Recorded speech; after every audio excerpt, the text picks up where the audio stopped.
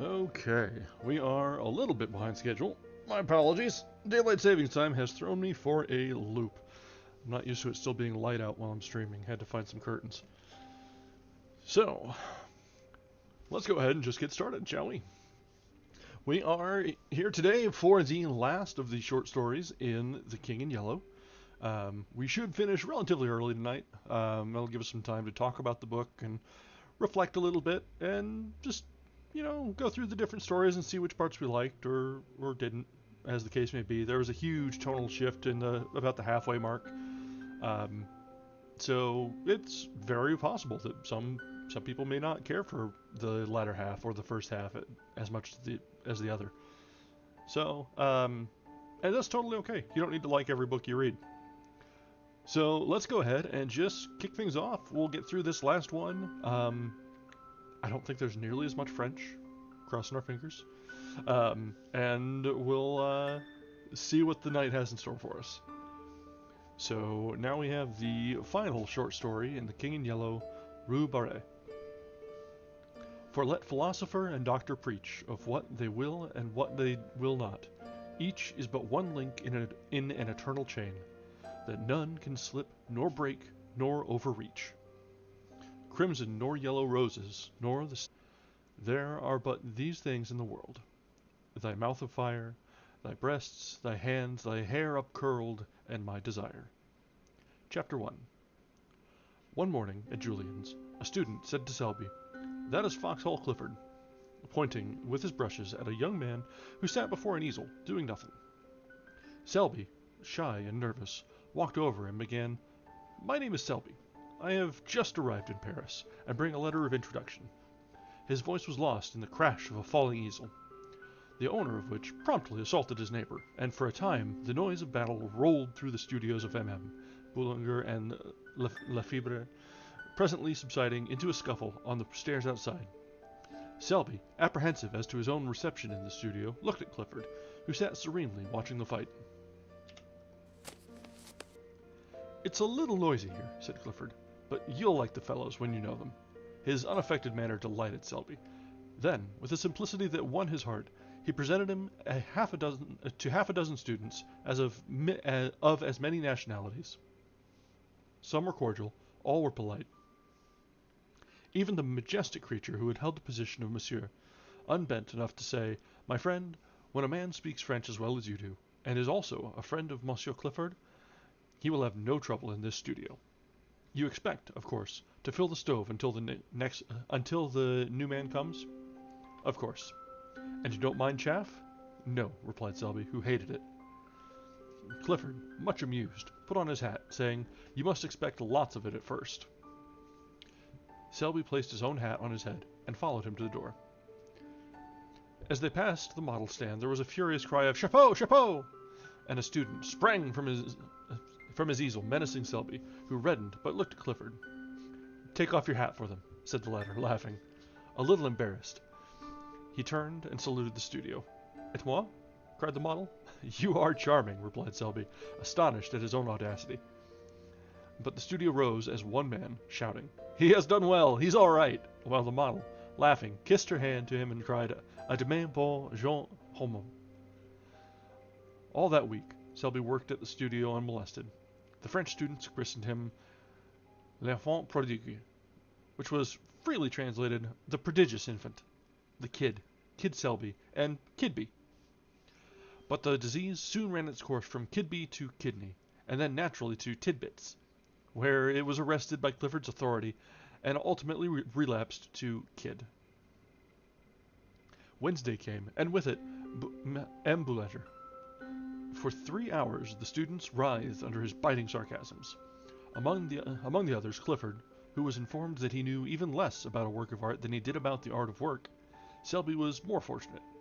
The professor examined his drawing in silence, looked at him sharply, and passed on with a non-committal gesture. He presently departed, arm in arm with Bouguereau, to the relief of Clifford, who was then at liberty to jam his hat on his head and depart. The next day he did not appear, and Selby, who had counted on seeing him at the studio, a thing which he learned later was vanity to count on, wandered back to the Latin Quarter alone. Paris was still strange and new to him. He was vaguely troubled by its splendor. No tender memories stirred his American bosom at the Place du Châtelet, nor even by Notre Dame. The Palais de Justice, with its clock and turrets and stalking sentinels in blue and vermilion, the Place Saint-Michel, with its jumble of omnibuses and ugly, water-spitting griffins, the hill of the Boulevard Saint-Michel, the tooting trams, the policemen dawdling 2 by 2, and the table-lined terraces of Café Vachette were nothing to him. As yet, nor did he even know, when he stepped from the stones of the Place Saint-Michel to the asphalt of the boulevard, that he had crossed the frontier and entered the student zone, the famous Latin Quarter. A cabman hailed him as a bourgeoisie, and urged the superiority of driving over walking. A gameman, with an appearance of great concern, requested the latest telegraphic news from London, and then, standing on his head, invited Selby to feats of strength. A pretty girl gave him a glance from a pair of violet eyes. He did not see her, but she, catching her own reflection in a window, wondered at the color burning in her cheeks. Turning to resume her course, she met Foxhall Clifford and hurried on. Clifford, open-mouthed, followed her with his eyes. Then he looked after Selby, who had turned into the Boulevard Saint-Germain toward the Rue de Seine. Then he examined himself in the shop window. The result seemed to be unsatisfactory. "I'm not a beauty," he mused, "but neither am I a hobgoblin. What does she mean by blushing at Selby? I never before saw her look at a fellow in my life. Neither has anyone in the quarter. Anyway, I can swear she never looks at me, and goodness knows I have done all that respectful adoration can do." He sighed, and murmuring a prophecy concerning the salvation of his immortal soul, swung into that graceful lounge which at all times characterized Clifford. With no apparent exertion, he overtook Selby at the corner, and together they crossed the sunlit boulevard and sat down under the awning of the Café du Cercle. Clifford bowed to everybody on the terrace, saying, "You shall meet them all later, but now let me present you to two of the sights of Paris, Mr. Richard Elliot and Mr. Stanley Roden." The sights looked amiable, and took vermouth. "You cut the studio today," said Elliot, suddenly turning on Clifford, who avoided his eyes. "To commune with nature," observed Roden. "What's her name this time?" asked Elliot, and Roden answered promptly, "Name, Yvette. Nationality, Breton." "Wrong," replied Clifford blandly. "It's Rue Barré." The subject changed instantly, and Selby listened in surprise to names which were new to him, and eulogies on the latest Prix de Rome winner. He was delighted to hear opinions boldly expressed and points honestly debated, although the vehicle was mostly slang, both English and French. He longed for the time when he too should be plunged into the strife for fame. The bells of St. Sulpice struck the hour, and the palace of the Luxembourg answered chime on chime. With a glance at the sun, dipping low in the golden dust behind the Palais Bourbon, they rose, and turning to the east, crossed the Boulevard Saint-Germain and sauntered toward the École de Médecine. At the corner, a girl passed them, walking hurriedly. Clifford smirked. Elliot and Roden were agitated, but they all bowed, and, without raising her eyes, she returned their salute. But Selby, who had lagged behind, fascinated by some gay shop window, looked up to meet two of the bluest eyes he had ever seen. The eyes were dropped in an instant, and the young fellow hastened to overtake the others. "By Jove," he said, "do you fellows know, I have just seen the prettiest girl." An exclamation broke from the trio, gloomy, foreboding, like the chorus in a Greek play. "Rue Barré!" "What?" cried Selby, bewildered. The only answer was a vague gesture from Clifford. 2 hours later, during dinner, Clifford turned to Selby and said, "You want to ask me something. I can tell by the way you fidget about." "Yes, I do," he said, innocently enough. "It's about that girl. Who is she?" In Roden's smile there was pity. In Eliot's, bitterness. Her name, said Clifford solemnly, is unknown to anyone. At least, he added with much conscientiousness, as far as I can learn. Every fellow in the quarter bows to her, and she returns the salute gravely, but no man has ever been known to obtain more than that.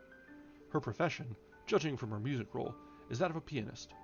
Her residence is in a small and humble street, which is kept in a perpetual process of repair by the city authorities. And from the black letters painted on the barrier which defends the street from traffic, she has taken the name by which we know her, Rue Barré. Mr. Roden, in his imperfect knowledge of the French tongue, called our attention to it as Rue Barry. I didn't, said Roden hotly. Okay, as an aside, haha, I'm better than the character at pronouncing French. And Rue Barry, or Rue Barré, is today an object of adoration to every rapin in the quarter. We are not rapins, corrected Eliot.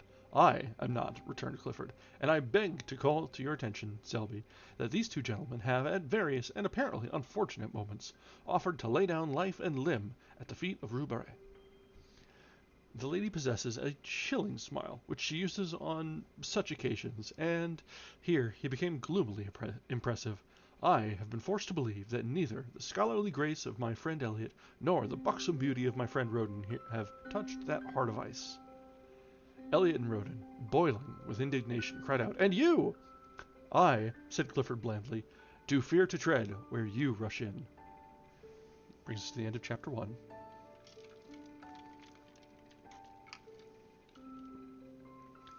So we've already we've met the new character. Kind of, there's in the second half there's sort of the revolving door. There's the core people. There's Clifford and the fellows at the studio, and then it seems like they add someone new in each time as it goes round and round. So we kind of see their world from a different set of eyes each time. So it's kind of fun. Let's continue on with chapter 2. 24 hours later, Selby had completely forgotten Rue Barré. During the week, he worked with might and main at the studio, and Saturday night found him so tired that he went to bed before dinner and had a nightmare about a river of yellow ochre in which he was drowning. Sunday morning, apropos of nothing at all, he thought of Rue Barré, and 10 seconds afterwards, he saw her. It was at the flower market, on the marble bridge. She was examining a pot of pansies. The gardener had evidently thrown heart and soul into the transaction, but Rue Barré shook her head. It is a question whether Selby would have stopped then and there to inspect a cabbage rose had not Clifford unwound for him the yarn of the previous Tuesday. It is possible that his curiosity was piqued, for with the exception of a hen turkey, a boy of 19 is the most openly curious biped alive. From 20 until death, he tries to conceal it, but to be fair to Selby, it is also true that the market was attractive. Under a cloudless sky, the flowers were packed and heaped along the marble bridge to the parapet. The air was soft, the sun spun a shadowy lacework among the palms, and glowed in the hearts of 1,000 roses. Spring had come, was in full tide. The watering carts and sprinklers spread freshness over the boulevard, the sparrows had become vulgarly obtrusive, and the credulous seen angler anxiously followed his gaudy quill floating among the soapsuds of Lavores. The white-spiked chestnuts, clad in tender green, vibrated with the hum of bees. Shoddy butterflies flaunted their winter rags among the heliotrope. There was a smell of fresh earth in the air, an echo of the woodland brook in the ripple of the scene. The swallows roared and skimmed among the anchored rivercraft. Somewhere, in a window, a caged bird was singing its heart out to the sky. Selby looked at the cabbage rose, and then at the sky. Something in the song of the caged bird may have moved him, or perhaps it was that dangerous sweetness in the air of May. At first, he was hardly conscious that he had stopped. Then he was scarcely conscious of why he had stopped. Then he thought he would move on, and then he thought he wouldn't. Then he looked at Rue Barré. The gardener said, "Mademoiselle, this is undoubtedly a fine pot of pansies." Rue Barré shook her head. The gardener smiled. She evidently did not want the pansies. She had bought many pots of pansies there, 2 or 3 every spring, and never argued. What did she want then? The pansies were evidently a feeler toward a more important transaction. The gardener rubbed his hands and gazed about him. "These tulips are magnificent," he observed, "and these hyacinths." He fell into a trance at the mere sight of the scented thickets. "That," murmured Rue, pointing to a splendid rosebush with her furled parasol. But in spite of her, her voice trembled a little. Selby noticed it, more shame to him that he was listening, and the gardener noticed it, and, burying his nose in the roses, scented a bargain. Still, to do him justice, he did not add a centime to the honest value of the plant, for after all, Rue was probably poor, and anyone could see she was charming. 50 francs, mademoiselle. The gardener's tone was grave. Rue felt that argument would be wasted. They both stood silent for a moment. The gardener did not eulogize his prize. The rose tree was gorgeous, and anyone could see it. I will take the pansies, said the girl, and drew 2 francs from a worn purse. Then she looked up. A teardrop stood in the way, refracting the light like a diamond. But as it rolled into a little corner by her nose, a vision of Selby replaced it. And when a brush of the handkerchief had cleared the startled blue eyes, Selby himself appeared, very much embarrassed. He instantly looked up into the sky, apparently devoured with a thirst for astronomical research, and as he continued his investigations for fully 5 minutes, the gardener looked up too, and so did a policeman. Then Selby looked at the tips of his boots. The gardener looked at him, and the policeman slouched on. Rue Barré had been gone some time. What, said the gardener, may I offer, monsieur? Selby never knew why, but he suddenly began to buy flowers. The gardener was electrified.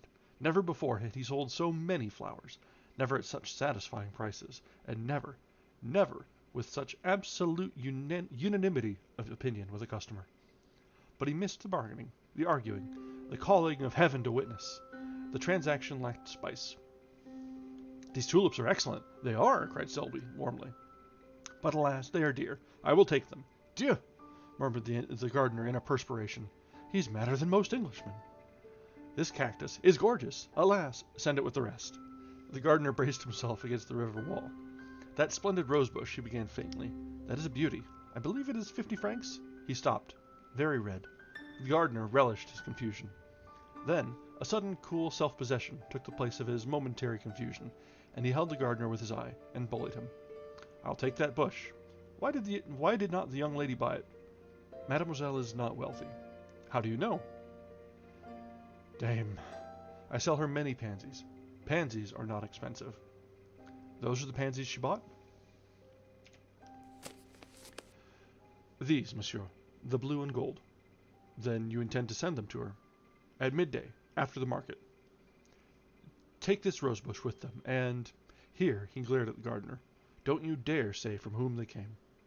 The gardener's eyes were like saucers, but Selby, calm and victorious, said, Send the others to the Hôtel du Sénat, 7 Rue des Tourneaux. I will leave directions with the concierge.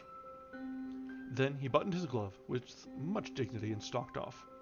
But when well around the corner and hidden from the gardener's view, the conviction that he was an idiot came home to him in a furious blush. 10 minutes later he sat in his room in the Hôtel du Sénat, repeating, with an imbecile smile, What an ass I am! What an ass! An hour later found him in the same chair, in the same position, his hat and gloves still on, his stick in his hand, but he was silent, apparently lost in contemplation of his boot toes, and his smile was less imbecile and even a bit retrospective. Brings us to the end of chapter 2.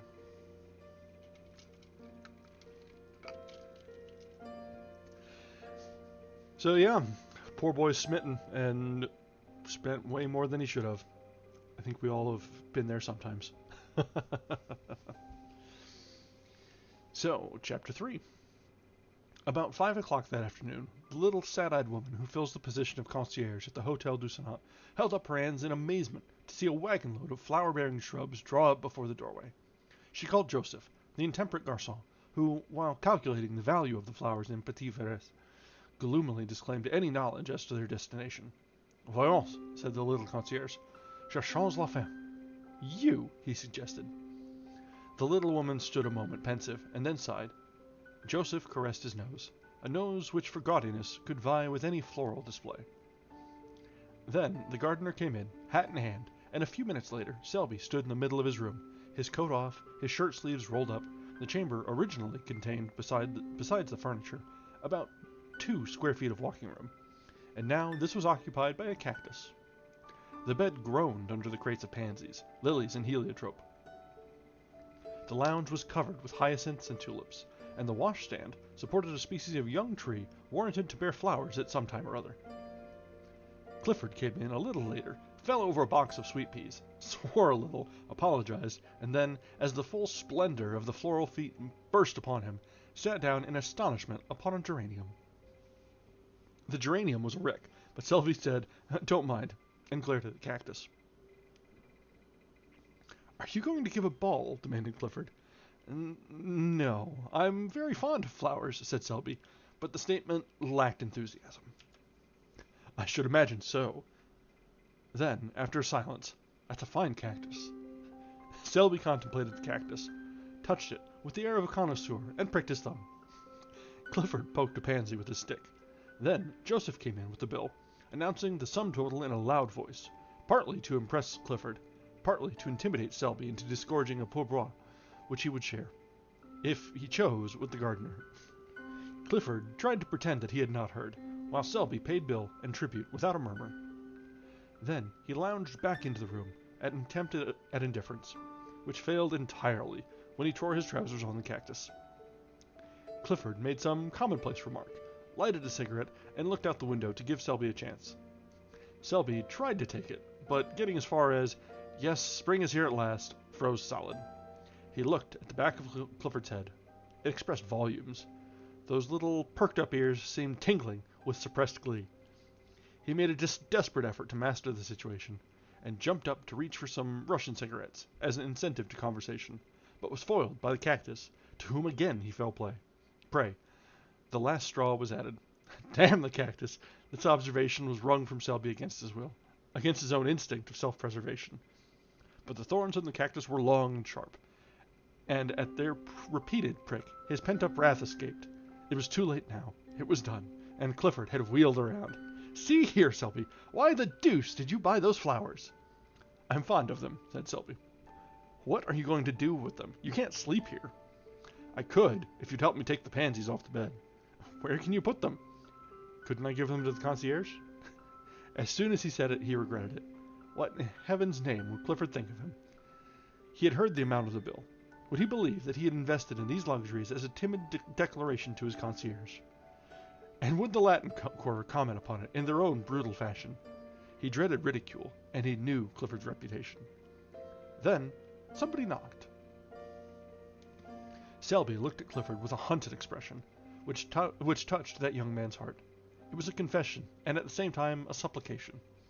Clifford jumped up, threaded his way through the floral labyrinth, and putting an eye to the crack of the door, said, "Who the devil is it?" This graceful style of reception is indigenous to the quarter.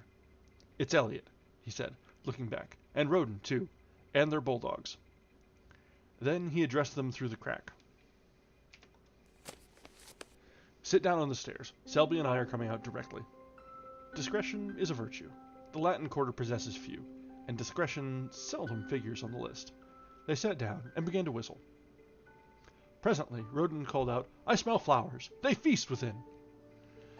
"You ought to know Selby better than that," growled Clifford behind the door, while the other hurriedly exchanged his torn trousers for others.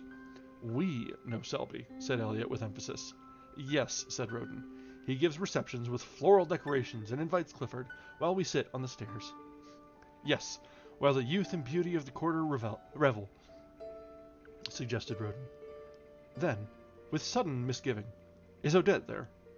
"See here," demanded Elliot. "Is Colette there?" Then he raised his voice in a plaintive howl. "Are you there, Colette, while I'm kicking my heels on these tiles?" "Clifford is capable of anything," said Roden. "His nature is soured since Rue Barré set on him." Elliot raised his voice. "I say, you fellows, we saw some flowers and carried into Rue Barré's house at noon." "Posies and roses," specified Roden. "Probably for her," added Elliot, caressing his bulldog. Clifford turned with sudden suspicion upon Selby. The latter hummed a tune, selected a pair of gloves, and choosing a dozen cigarettes, placed them in a case. Then, walking over to the cactus, he deliberately detached a blossom, drew it through his buttonhole, and picking up hat and stick, smiled upon Clifford, at which the latter was mightily troubled. Brings us to the end of chapter 3. This one has a lot more banter and back and forth than a lot of the other stories we've had. It's feeling more lighthearted than others we've gotten into so far. So, might be a nice way to finish off the book. Or it will turn drastically toward the end. We've got a few pages left, I'm sure. So let's go ahead and carry on with Chapter 4. Monday morning at Julian's, students fought for places. Students with prior claims drove away others who had been anxiously squatting on coveted tabourets, since the door was opened in hopes of appropriating them at roll call. Students squabbled over pallets, brushes, portfolios, or rent the air with demands for scissory and bread. The former, a dirty ex-model, who had in palmier days posed as Judas, now dispensed stale bread at 1 sou and made enough to keep himself in cigarettes. Monsieur Julien walked in, smiled a fatherly smile, and walked out. His disappearance was followed by the apparition of the clerk, a foxy creature who flitted through the battling hordes in search of prey. 3 men who had not paid dues were caught and summoned. A 4th was scented, followed, outflanked, his retreat towards the door cut off, and finally captured behind the stove. About that time, the revolution assuming an acute form, howls rose for Jules! Jules came, umpired 2 fights with a sad resignation in his big brown eyes, shook hands with everybody, and melted away in the throng, leaving an atmosphere of peace and goodwill. The lions sat down with the lambs, messieurs marked the best places for themselves and friends, and, mounting the model stands, opened the roll calls. The word was passed. They begin with C this week. They did. Clisson! Clisson jumped like a fish, and marked his name on the floor in chalk before a front seat. Karen! Karen galloped away to secure his place. Bang! Went an easel. Nom de Dieu! In French. Where in hell are you going? In English. Crash! A paint box fell with brushes and all on board. Dieu de Dieu de... Spat! A blow, a short rush, a clinch, and a scuffle. In the voice of the massier, stern and reproachful. Caution! Then the roll call was resumed. Clifford! The massier paused and looked up, one finger between the leaves of the ledger. Clifford! Clifford was not there. He was about 3 miles away, in a direct line, and every instant increased the distance. Not that he was walking fast. On the contrary, he was strolling, with that leisurely gait peculiar to himself. Elliot was beside him, and 2 bulldogs covered the rear. Elliot was reading Gil Blas, from which he seemed to extract amusement, but deeming boisterous mirth unsuitable to Clifford's state of mind, subdued his amusement to a series of discreet smiles. The latter, moodily aware of this, said nothing, but leading the way into the Luxembourg Gardens, installed himself upon a bench by the northern terrace, and surveyed the landscape with disfavor. Elliot, according to the Luxembourg regulations, tied the 2 dogs, and then, with an interrogative glance toward his friend, resumed the Gil Blas and the discreet smiles. The day was perfect. The sun hung over Notre Dame, setting the city in a glitter. The tender foliage of the chestnuts cast a shadow over the terrace, and flecked the paths and walks with tracery so blue that Clifford might here have found encouragement for his violent impressions, had he but looked. But as usual, in this period of his career, his thoughts were anywhere except in his profession. Around about, the sparrows quarreled and chattered their courtship songs. The big rosy pigeons sailed from tree to tree. The flies whirled in the sunbeams, and the flowers exhaled 1,000 perfumes, which stirred Clifford with languorous wistfulness. Under this influence he spoke. "Elliot, you are a true friend." "You make me ill," replied the latter, folding his paper. "It's just as I thought. You are tagging after some new petticoat again. And," he continued wrathfully, "if this is what you've kept me away from Julian's for, if it's to fill me up with the perfections of some little idiot—" "Not idiot," remonstrated Clifford gently. "See here," cried Elliot. "Have you the nerve to try to tell me that you are in love again?" "Again?" "Yes, again and again and again. By George, have you?" "This," observed Clifford sadly, "is serious." For a moment, Elliot would have laid hands on him. Then he laughed from sheer helplessness. "Oh, go on, go on. Let's see. There's Clemence and Marie Tellick, and Cosette and Fifine, and Colette, Marie Verdier, all of whom are charming, most charming. But I was never serious. So help me Moses, said Eliot solemnly. Each and every one of those named have separately, and in turn, torn your heart with anguish, and have also made me lose my place at Julian's in this same manner. Each and every one, separately and in turn. Do you deny it? What you say may be founded on facts, in a way, but give me the credit of being faithful to one at a time, until the next came along.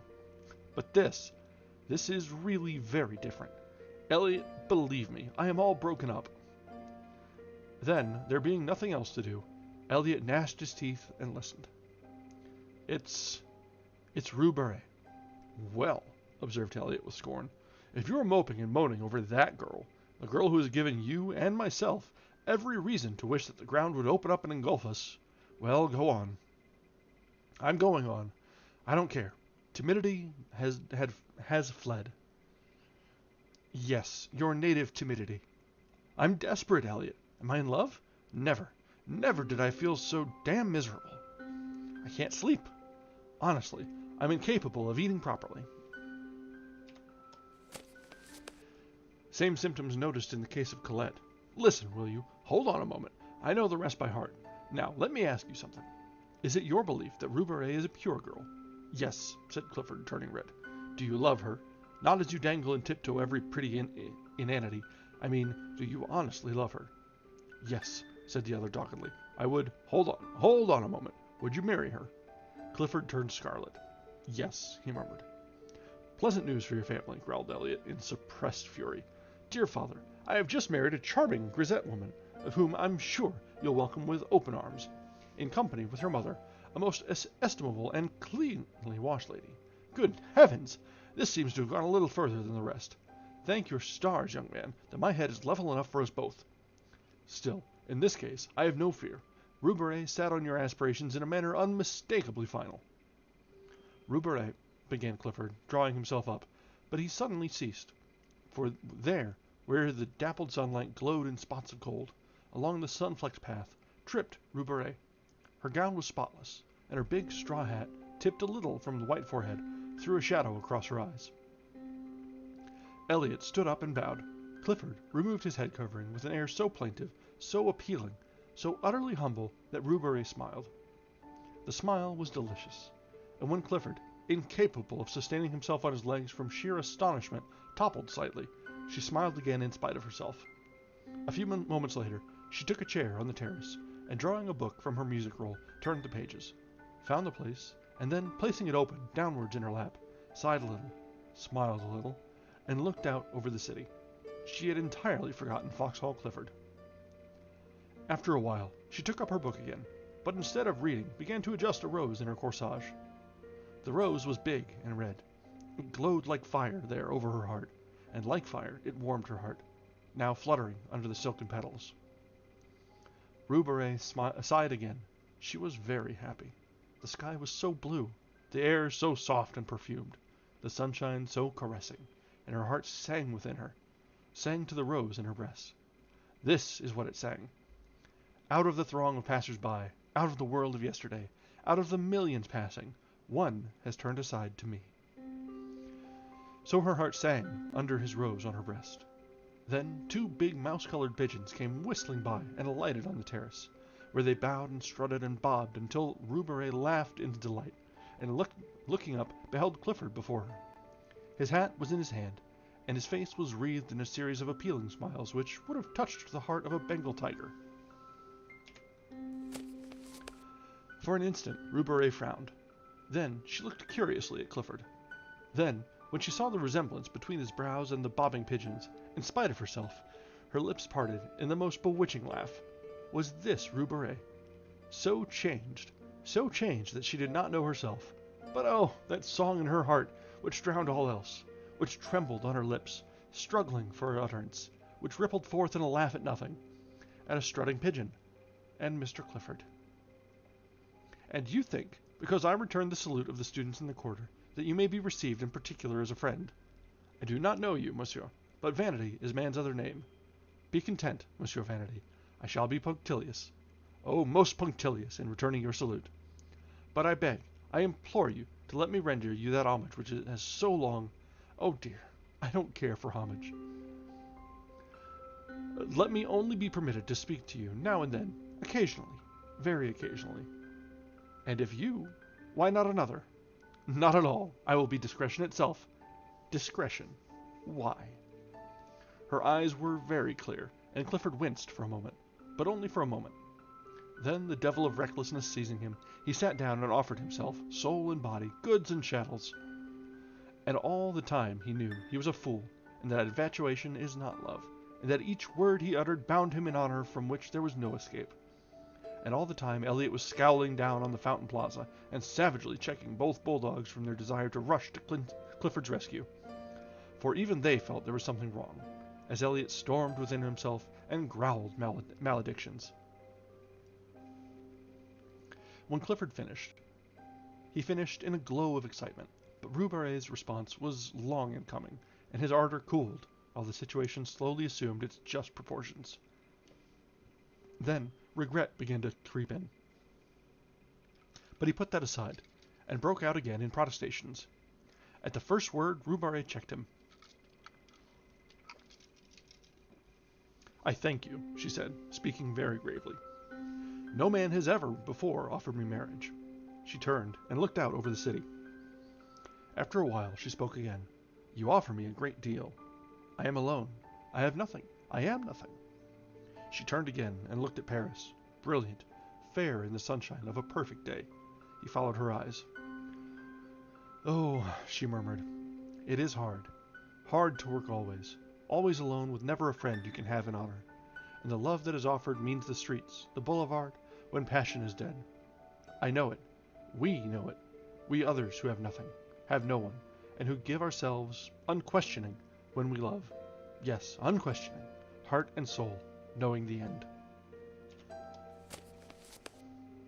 She touched the rose at her breast. For a moment she seemed to forget him. Then, quietly, "I thank you. I am grateful." She opened the book, and plucking a petal from the rose, dropped it between the leaves. Then, looking up, she said gently, "I cannot accept." Ooh, Clifford got shot down. The Playboy and Layabout seemed to strike out spectacularly this time. We'll see if Selby has a better chance. I'm sure that's coming up soon. And that brings us to Chapter 5.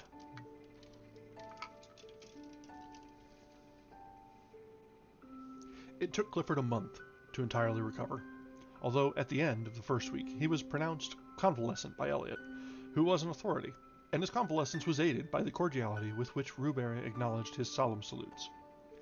40 times a day he blessed Rue Barré for her refusal, and thanked his lucky stars. And at the same time, oh wondrous heart of ours, he suffered the tortures of the blighted. Elliot was annoyed, partly by Clifford's reticence, partly by the unexplainable thaw in the frigidity of Rue Barré. At their frequent encounters, when she, tripping along the Rue de Seine, with music roll and big straw hat, would pass Clifford and his familiars steering an easterly course to the Café Vachette, and at the respectful uncovering of the band, would color and smile at Clifford. Elliot's slumbering suspicions awoke. But he never found out anything, and finally gave it up as beyond his comprehension, merely qualifying Clifford as an idiot and reserving his opinion of Rue Barré. And all this time Selby was jealous. At first, he refused to acknowledge it to himself, and cut the studio for a day in the country. But the woods and fields of course aggravated his case, and the brooks babbled of Rue Barré, and the mowers calling to each other across the meadow ended in a quavering Rue Barré. That day spent in the country made him angry for a week, and he worked sulkily at Julian's, all the time tormented by a desire to know where Clifford was and what he might be doing. This culminated in an erratic stroll on Sunday, which ended at the flower market on the Pont du Change, began again, and was gloomily extended to the morgue, and again ended at the Marble Bridge. It would never do, and Selby felt it, so he went to see Clifford, who was convalescing on mint juleps in his garden. They sat down together and discussed morals and human happiness, and each found the other most entertaining. Only Selby failed to pump Clifford, to the other's unfeigned amusement. But the juleps spread balm on the sting of jealousy, and trickled hope to the blighted. And when Selby said he must go, Clifford went too. And when Selby, not to be outdone, insisted on accompanying Clifford back to his door, Clifford determined to see Selby back halfway. And then, finding it hard to part, they decided to dine together and flit. To flit, a verb applied to Clifford's nocturnal prowls, expressed, perhaps, as well as anything, the gaiety proposed. Dinner was ordered at Mignon's, and while Selby interviewed the chef, Clifford kept a fatherly eye on the butler. The dinner was a success, or was of the sort generally termed a success. Toward the dessert, Selby heard someone say at a great distance, "Kid Selby, drunk as a lord." A group of men passed near them. It seemed to him that he shook hands and laughed a great deal, and that everybody was very witty. There was Clifford, opposite, swearing undying confidence in his chum Selby, and there seemed to be others there, either seated beside them or continually passing with the swish of skirts on the polished floor. The perfume of roses, the rustle of fans, the touch of rounded arms, and the laughter grew vaguer and vaguer. The room seemed enveloped in mist. Then, all in a moment, each object stood out painfully distinct.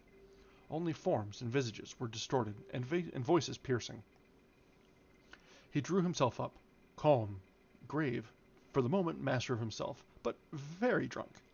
He knew he was drunk, and was as guarded and alert, as keenly suspicious of himself as he would have been of a thief at his elbow. His self-command enabled Clifford to hold his head safely under some running water, and repair to the street considerably the worse for wear, but never suspecting that his companion was drunk. For a time he kept his self-command. His face was only a bit paler, a bit tighter than usual. He was only a trifle slower and more fastidious in his speech. It was midnight when he left Clifford peacefully slumbering in somebody's armchair, with a long suede glove dangling in his hand, and a plumy boa twisted about his neck to protect his throat from draughts. He walked through the hall and down the stairs, and found himself on the sidewalk, in a quarter he did not know. Mechanically, he looked up at the name of the street. The name was not familiar. He turned and steered his course towards some lights, clustered at the end of the street. They proved further away than he had anticipated, and after a long quest, he came to the conclusion that his eyes had been mysteriously removed from their proper places, and had been reset on either side of his head, like those of a bird. It grieved him to think of the inconvenience that this transformation might occasion him, and he attempted to cock up his head, hen-like, to test the mobility of his neck. Then an immense despair stole over him. Tears gathered in the tear ducts. His heart melted, and he collided with a tree. This shocked him into comprehension. He stifled the violent tenderness in his breast, picked up his hat, and moved on more briskly. His mouth was white and drawn, his teeth tightly clenched. He held his course pretty well, and strayed but little, and after an apparently interminable length of time, found himself passing a line of cabs. The brilliant lamps, red, yellow, and green, annoyed him, and he felt it might be pleasant to demolish them with his cane, but mastering this impulse, he passed on. Later, an idea struck him that it would save fatigue to take a cab, and he started back with that intention. But the cabs seemed already so far away, and the lanterns were so bright and confusing, that he gave it up, and pulling himself together, looked around. A shadow, a mass, huge, undefined, rose to his right. He recognized the Arc de Triomphe, and gravely shook his cane at it. Its size annoyed him. He felt it was too big. Then he heard something fall, clattering, to the pavement, and thought probably it was his cane, but it didn't matter much. When he had mastered himself, and regained control of his right leg, which betrayed symptoms of insubordination, he found himself traversing the Place de la Concorde at a pace which threatened to land him at the Madeleine. This would never do. He turned sharply to the right, and crossing the bridge, passed the Palais Bourbon at a trot and wheeled into the Boulevard Saint-Germain. He got on well enough, although the size of the War Office struck him as a personal insult, and he missed his cane, which it would have been pleasant to drag along the iron railings as he passed. It occurred to him, however, to substitute his hat, but when he found it, he forgot what he wanted it for, and replaced it upon his head with gravity. Then he was obliged to battle with a violent inclination to sit down and weep. This lasted until he came to the Rue de Rennes. But there he became absorbed in contemplating the dragon on the balcony, overhanging the Cour du Dragon. And time slipped away until he remembered vaguely that he had no business there, and marched off again.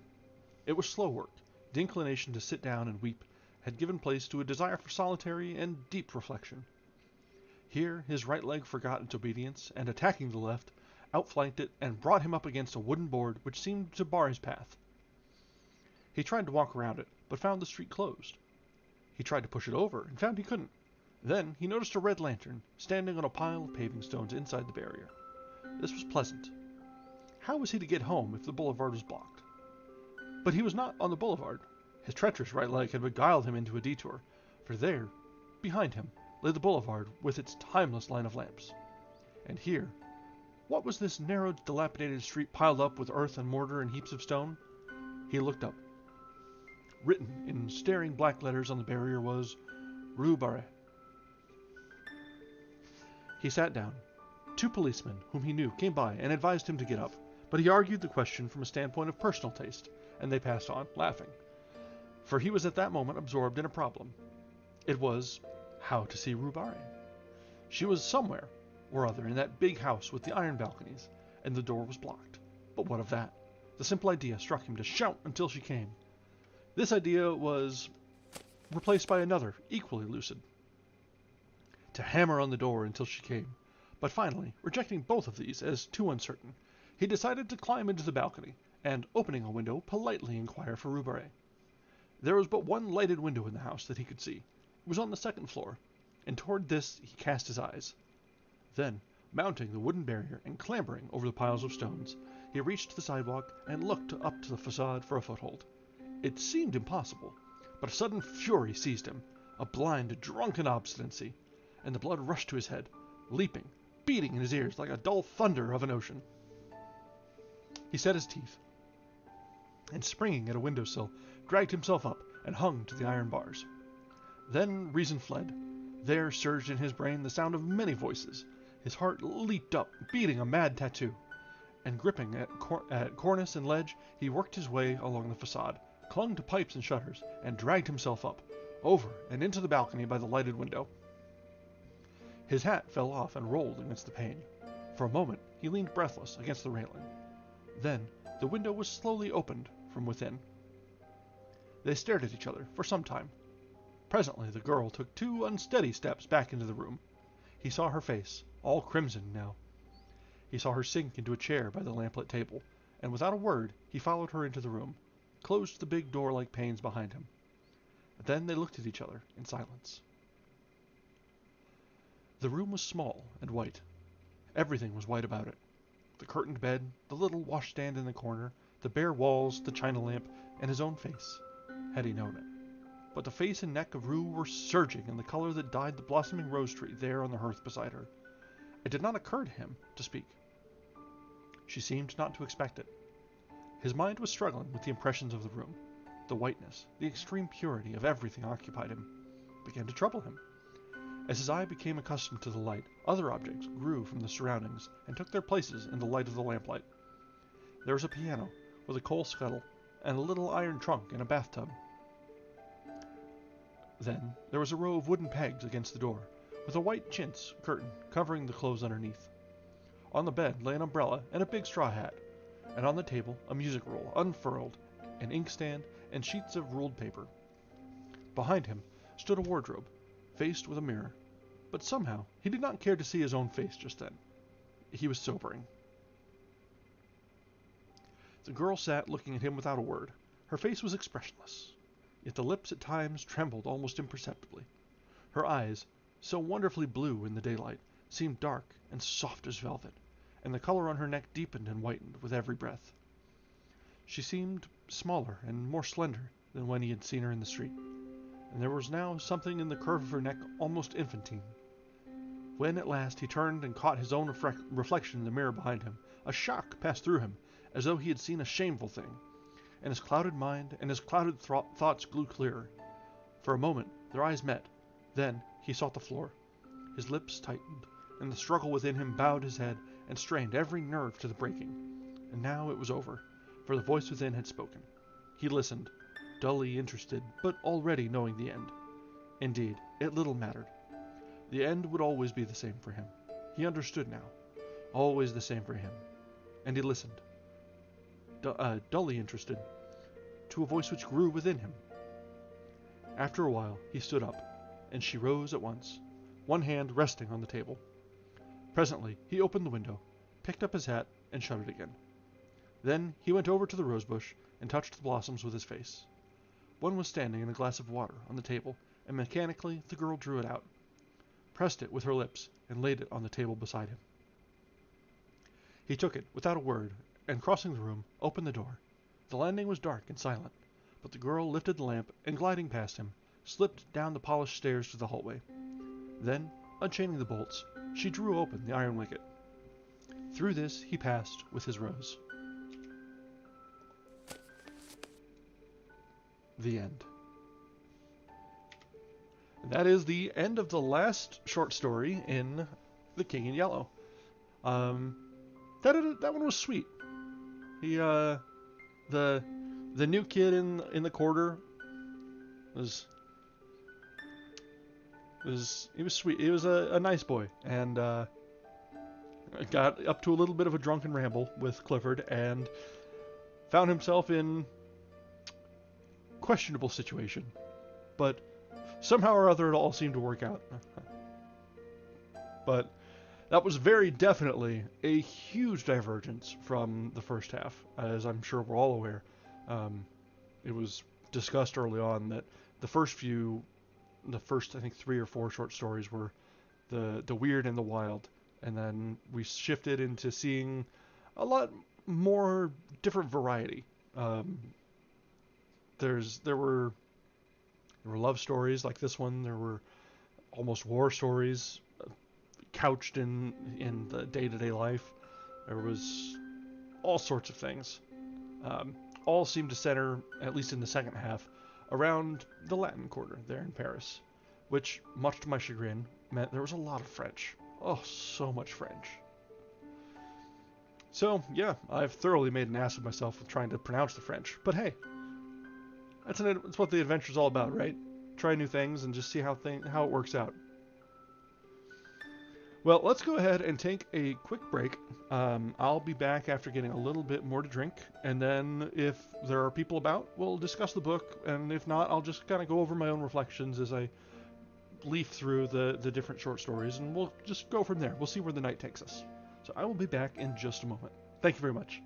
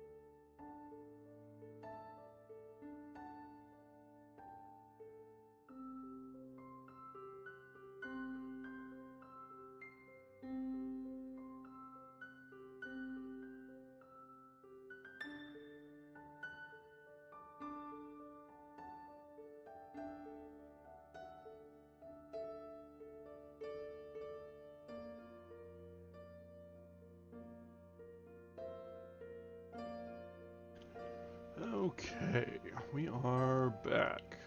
Let's update this real quick.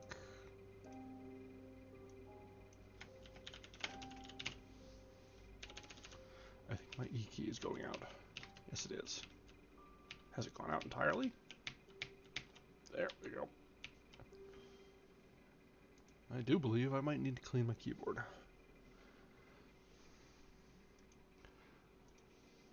Alright, so yeah, we have now finished the King in Yellow. I'd like to thank Akemos for the suggestion. It was a wonderful read. Getting through it in 5 sessions, a couple of which are on the shorter side. Makes for a nice, easy reading. It definitely had a whole wide range of topics, and yeah, sometimes the switches just start to go. I've had a few years on this keyboard, so it might just be time to grab a can of air and have at it. Can't help that cats are probably leaving hair underneath the keys all the time. But yeah, so King in Yellow was a lot of fun. The short story format kind of served well for our reading purposes. Being able to break it up in chunks and have clear beginning and ending points on each of them worked really well for us, I think. The stark difference between the halves was pretty crazy, honestly. I'm very surprised that these were published all together, if I'm being entirely honest. Because the first few were, I won't say they weren't super heavy into like the horror style of things, but they still had that hint of the mystery or the things in the dark sort of vibe to them. The unknown, the unknowable. But the second half was completely absent. It was like a completely different book entirely. So the fact that they were published together was really, really strange to me. That's not to say that it wasn't good, but it's just surprising that it was published together. I wonder if maybe when it was written and published originally, it was put together such just to sort of give it enough heft to appear more approachable, I guess. Just by virtue of it being a bigger book. Maybe. Who's really to say? Well, probably people have actually looked that up, and I'll probably be finding myself on a Wikipedia wander tonight after we're finished to find a little bit more to sate my own curiosity. But yeah, so it was really like 2 different books. And it's entirely possible that it was mishmashed or just a collection of the author's works to really make enough to be published. And so in that case, it could be that the more focused ones were put toward the beginning, since obviously there was almost no reference to King in Yellow at all in the second half. I'm not sure if there were any at all. Let me do a search.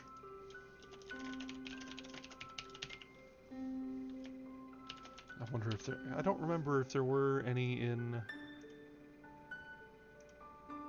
Let's see.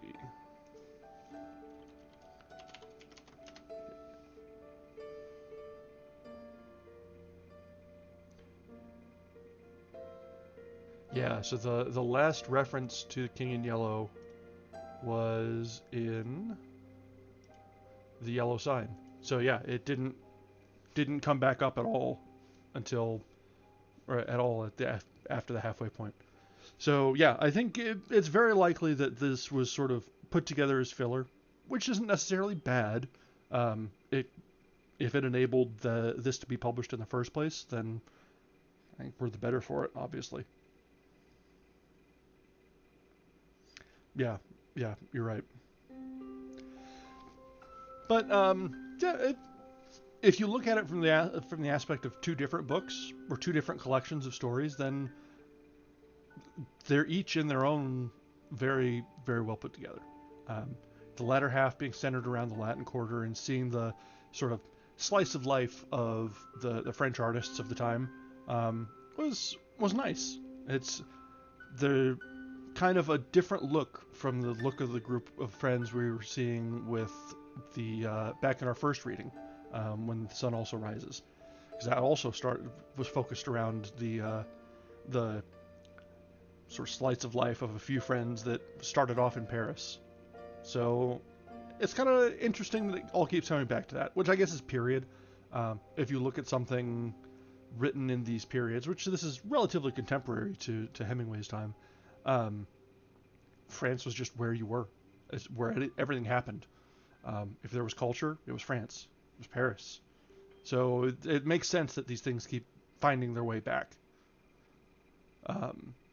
But seeing two very different sort of slices of life from the two different authors and different takes and how they lived was interesting.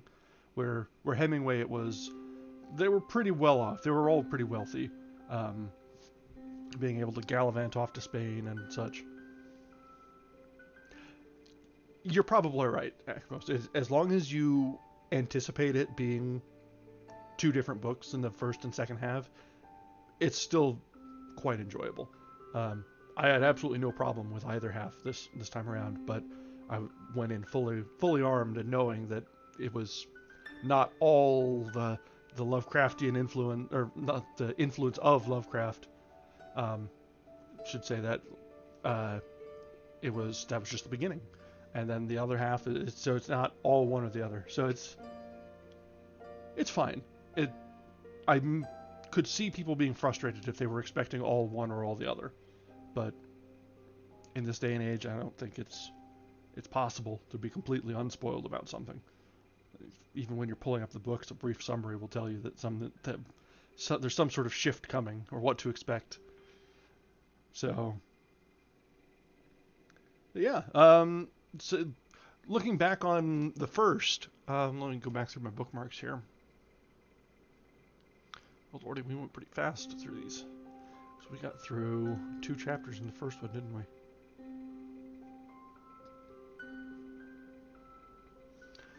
Yeah, so the first one, The Repairer of Reputations, that's really probably where most of the mysterious, the supernatural, and the unknown really comes from, and what people probably mostly know about this book. And it left enough that it was not entirely known, even to us as the readers, whether it was the mysterious and the supernatural, or if it was an actual madman that it was all kind of playing out in his head. The unreliable narrator is a sort of trope and literary piece that doesn't see a whole lot of use. So when it comes up like this, it's really quite interesting, because we're right from the beginning made known that the narrator was, for a time, in the madhouse under the care of a doctor, and that was maybe deserved, maybe not. It was maybe a head injury, maybe not. It was just left so much up to the imagination, that it could just all have been a flight of fancy that ended tragically. Or it could very well have been that there was something going on, that he was one of the few that were aware of it. So being able to take these sort of unreliable narrator stories and leave it up to the audience to have their own interpretation, their own spin of it, is really quite fun. And if you look at it as it actually being supernatural, and you look at the lore and the things coming through, and like the descriptions of the fantastical places from the King in Yellow, in universe it's a play, but the fantastical descriptions of the places and characters is really cool.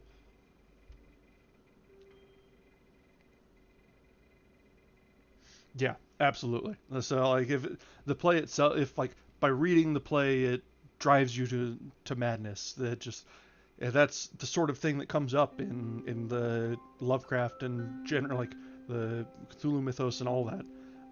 Just things that are beyond human ken. So I think at some point I'd probably like to take on some Lovecraft here.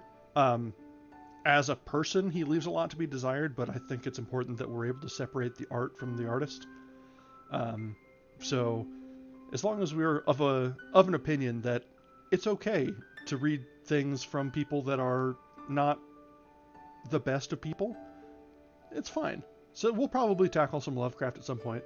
The first half of this book was a lot of fun. So maybe not next, but we'll get it in queue. So that'll be in the plans.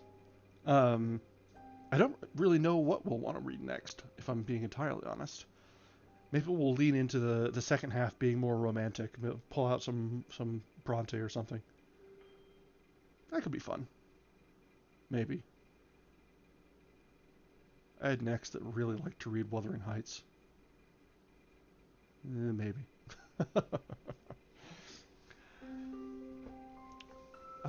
So let's see. Let's look through the next one. I think the second short story, was that the Mask? Ah, it was. So that one was interesting. The Mask was a little bit more overtly supernatural and mysterious. There was something that happened. The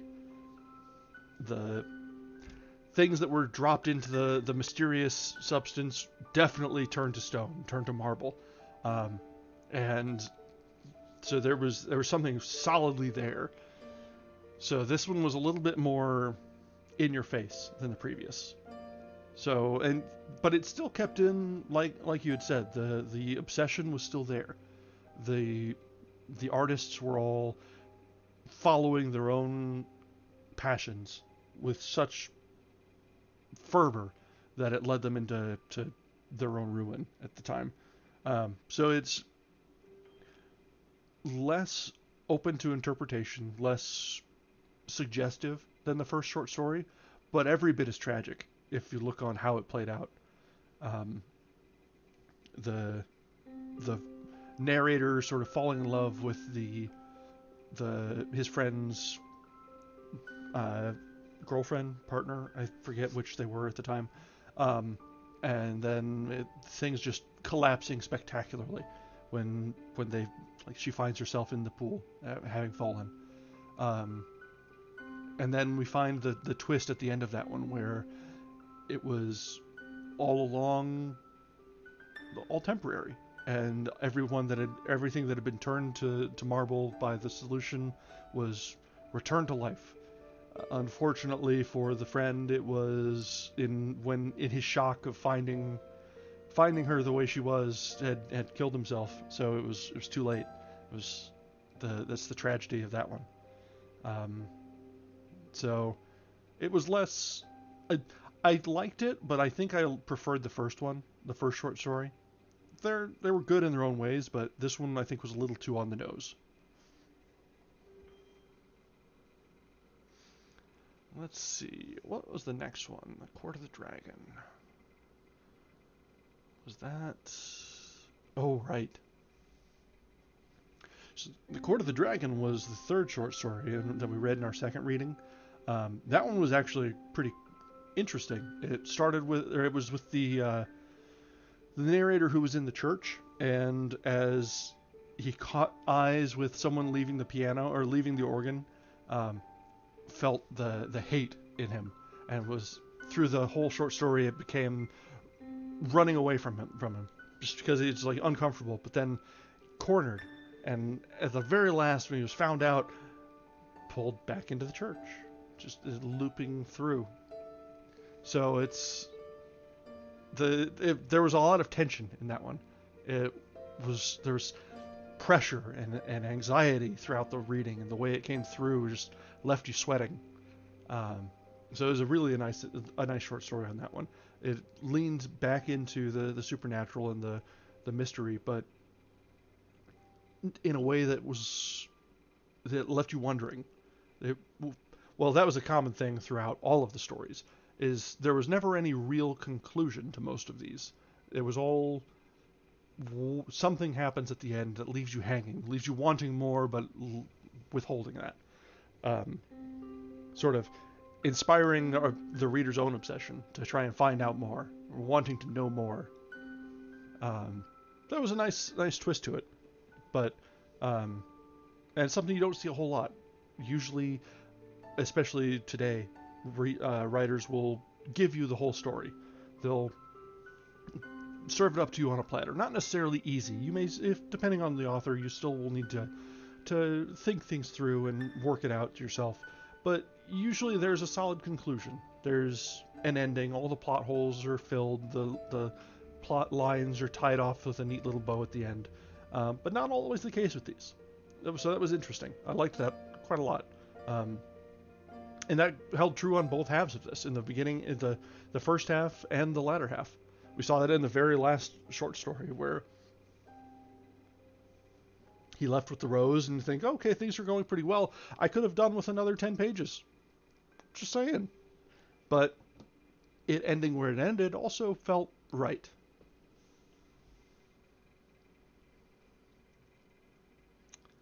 Let's see.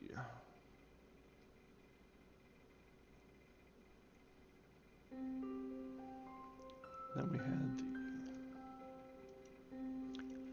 Yeah, I think you're right. I think that would be more common in short stories of the time, and maybe even short stories of today. I don't read a whole lot of short stories, and that seems to be a good way to sort of layer on some extra tension, some extra interest for the readers to keep them engaged and wanting to come back to your other works with short stories. So it may just be a literary tool, or it may have fallen out of vogue. It seems to me it could go either way, but I like it. I think it probably only really works with short stories. I think once you get into a full novel length, if you end without that solid conclusion, people will get angry. When you're invested for a couple hundred pages and you're left wondering exactly what happened, and it's not like a part of a series, it's just done. People probably would be in the streets. Okay,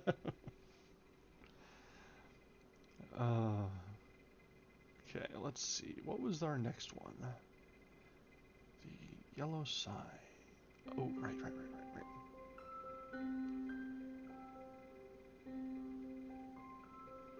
Sorry, just reviewing my notes here. This one was a bit longer.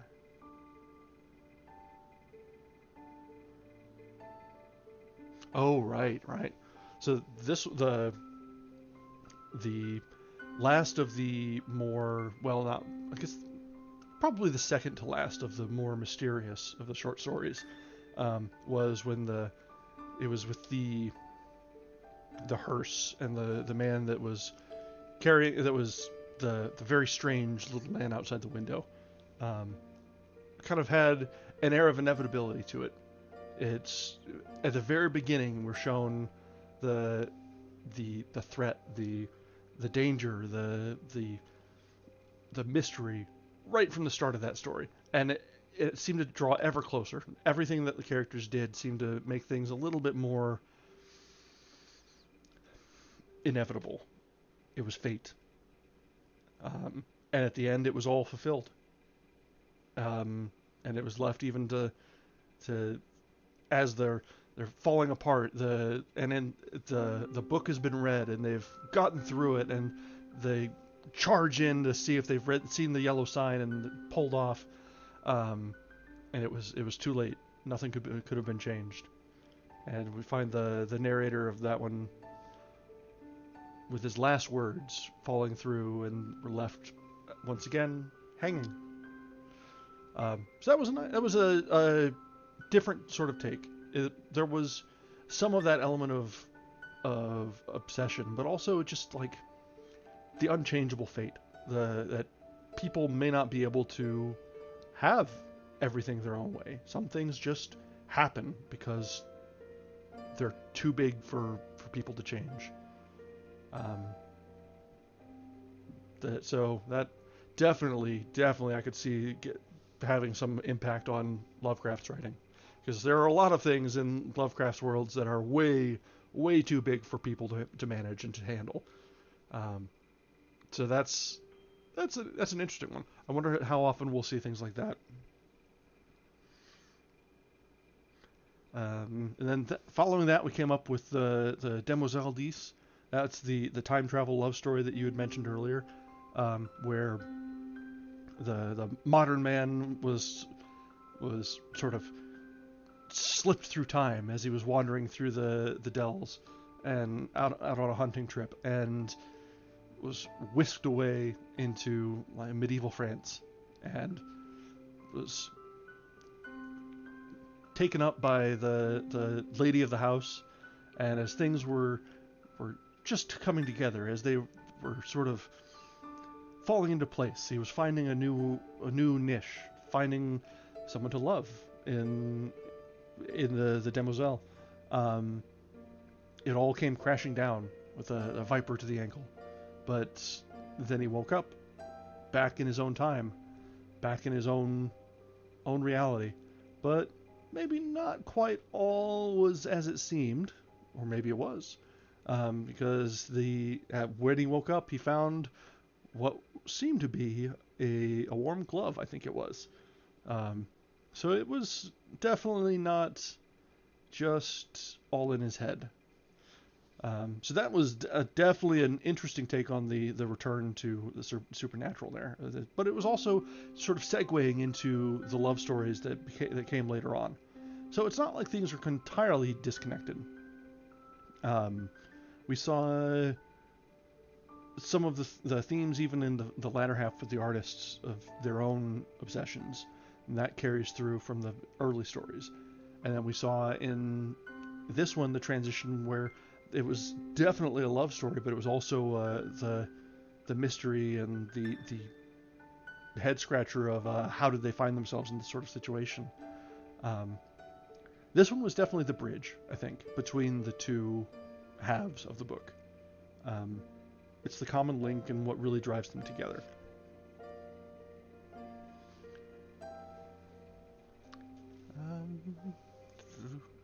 And then we had a series of poems with a lot of French that punished me. This was the start of many of my trials. So yes, the second half of the book was the short stories, the artists and the love stories and things going back and forth, and so much French. So much French. Oh my goodness. I'm just glad you all had to suffer with me, because my pronunciation leaves a little bit to be desired.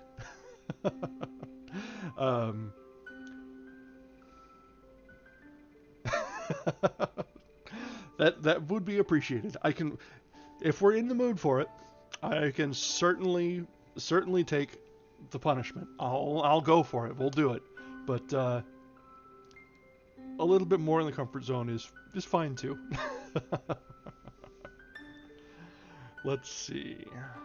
Well, those are a little bit fresher in the mind, and I don't think we really need to go through them because we kind of touched on them later or earlier as we were going over the different stories and the relationships between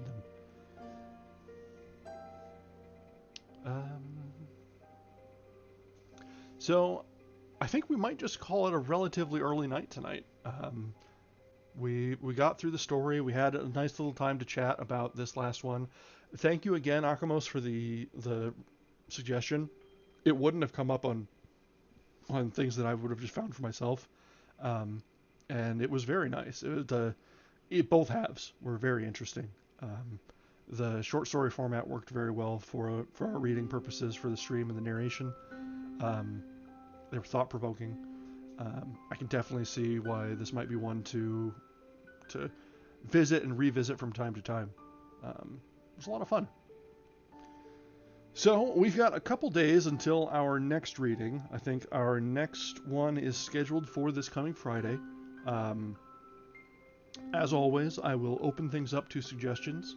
If anyone, either here tonight or catching us in the VODs later on, would like to hear me struggle through and read one of their own favorite books, or anything of the like, or just something that they've been meaning to read and haven't had time to pick up the book themselves, I'd be more than happy to take your suggestions and and just give it a try.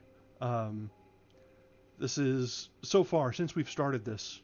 It's has it been about 2 months already? About a month. Um, I've already read much more and different things than I normally would have.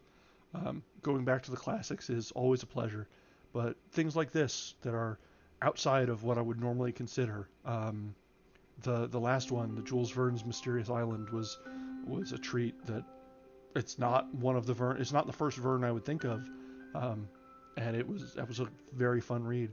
So this whole experience for myself and for us as a community is a really great way to expand our horizons, whether that be to share our favorites with each other or to share new discoveries together.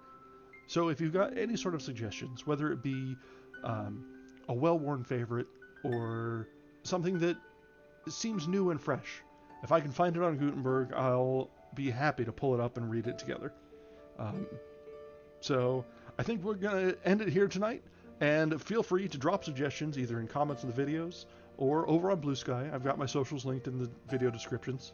Um, and we will come up with something new to read later in the week. All right. Thank you very much, everyone. Um, it's been a pleasure to read with you and chat afterwards. This has been a very nice turn for the second half of the stream. Um, until next time, I'll see you on Friday.